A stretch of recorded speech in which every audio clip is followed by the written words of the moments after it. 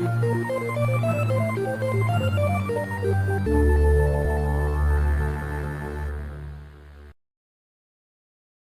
it going on here? I'm currently on my negative years and I'm not even classified as a fetus yet. That will only take more than 10 years. Are you in the mood for some furry games? I think it's finally time we do. Today we'll be talking about furry games. Well, I still have to play them and make a research. Oh, apparently furry games don't exist. This is just like that time I dreamed of watching Morbius. Wait, what? Oh, come on! Yep, that will happen April 1st, 2022, bitches. The best April Fool's prank you'll ever have. Oh, the first furry game released. Star Fox. What an interesting name. Well, I hope that in the time Morbius releases, I'll be playing this.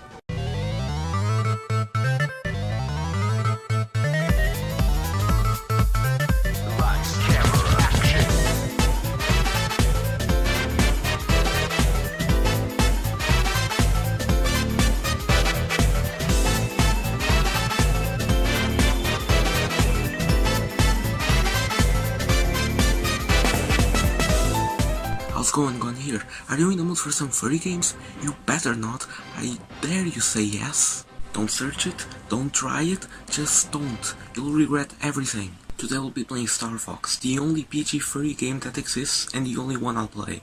Star Fox. This is no doubt one of the most underappreciated Nintendo franchises. On this generation and the previous one, we only got a remake for the 3DS, a terrible prequel that didn't need to exist, a participation on Smash, and a game that only 2 people played and now sits on clearance bins.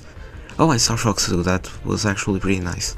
But before the series hit its downfall, we need to go back to the Super Nintendo. The SNES was the most powerful console on the market on the early to mid 90s, and one of the factors that contribute to this statement is the special chip, the Super FX chip.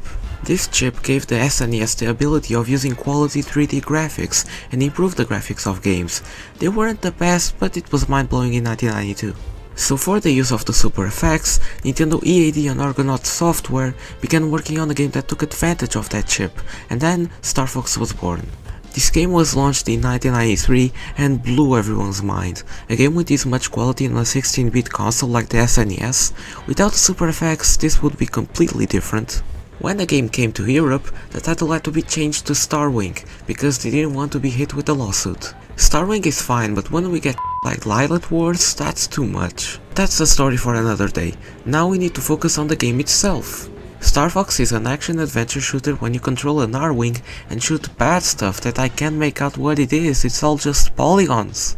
This is the caveman version of 3D games. It's like what Atari games were to 2D games. Stuff that looks like something, but it doesn't look like it, so we need to imagine it. In this game we play as Fox McCloud and we need to kill Andross, a monkey head and also a polygonal nightmare. This thing is just a mess. When you start the game we have a screen that showcases the controls, and the controls in Star Fox are decent, they're fine. They work as intended, but if you don't like them, you can change it.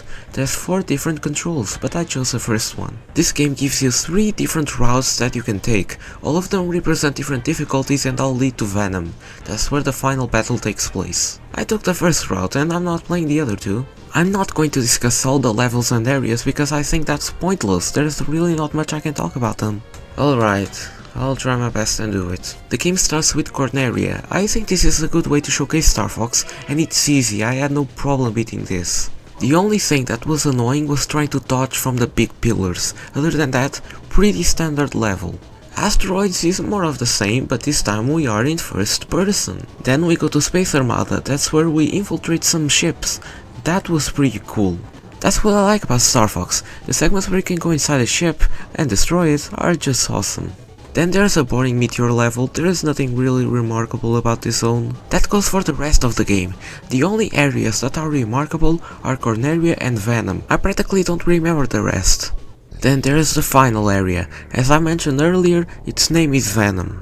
We first have this segment in first person again. I think it's neat. And in the second segment, we finally enter the planet. Not gonna lie, it's pretty hard. You'll die plenty of times on Venom. I did, but that's why I suck at these games. I don't play many games like this. Star Fox is just an exception.